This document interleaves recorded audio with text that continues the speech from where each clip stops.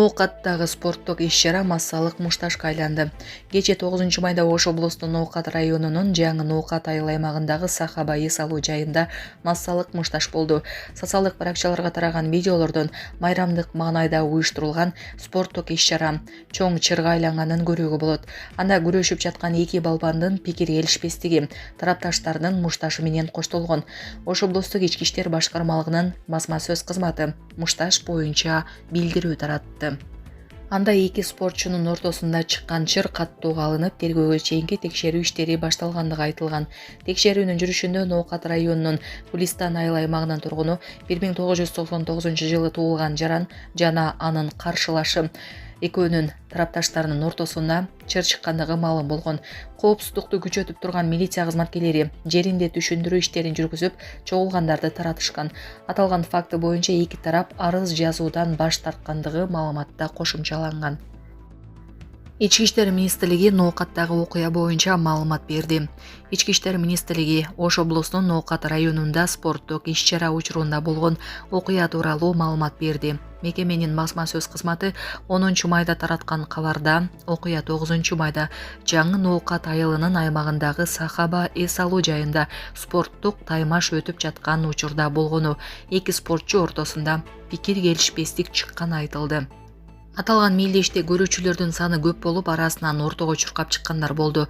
Бул көрүнүштү көп санаган көрүүчүлөр видеого тартып алып, маалымат каражаттарына массалык мушташ болду деп таратылып кетти. Аталган мелдеште эч кандай массалык мушташ болгон жок. Ошондой эле бир дагы жаран жаракат алган жок деп билдирди Ички иштер министрлиги.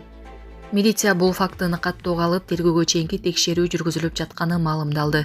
Бул күнү аталган жайда алыш күрөшү боюнча мелдештер өтүп жаткан. Бир топ адам мушташып, аларды күч кызматкерлери токтотууга аракет кылып жаткан окуянын видеосу социалдык түйүндөргө Ноокатта калайман мушташ чыкты деп тараган. Булак Азаттык.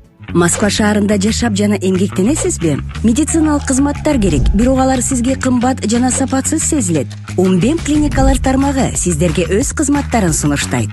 Бүгүнкү күндүн талабына жооп берген заманбап жабдыктар менен кесипкөй дарыгерлер сиздерди күтөт.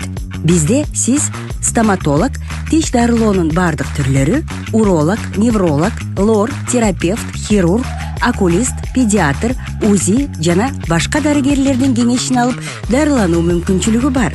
Умбем клиникалар тармагы бул жогорку сапаттагы медициналык жабдыктар менен камсыз болгон профессионал дарыгерлер. Сиздердин ыңгайлуулук үчүн Умбем клиникаларынын Москва шаары боюнча 3 медициналык борбору иштейт. Өзүңүзгө ыңгайлуу даректи тандап медициналык кызмат алсаңыз болот. Ушул ай ичи бизге келип төмөндөгү кызматтарга арзандатуу менен медициналык кызмат алыңыздар. Ден соолугуңузга кам көрүүнү эртеңкиге калтырбаңыз. Умбем клиник Москва.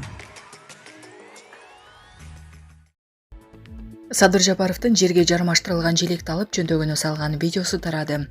Кече 9 майда Москвага парадка барган мамлекет башчылары согушта курман болгондордун элесин таазим этип, Александр бакчасындагы белгисиз жоокердин эстелигине гүл коюшту. Бул иш-чарада президент Садыр Жапаров бириги катары жерге жармаштырылган мамлекеттик туунун сүрөтүн сыйрып алып, жөндөгөнү салып койду. Соц баракчаларга тараган бул видео коомчулуктун алкоосуна татып, жагымдуу пикирлер менен коштолууда. Анда мамлекеттик символдорго болгон сый-урмат көрсөтүлгөндүгү айтылууда.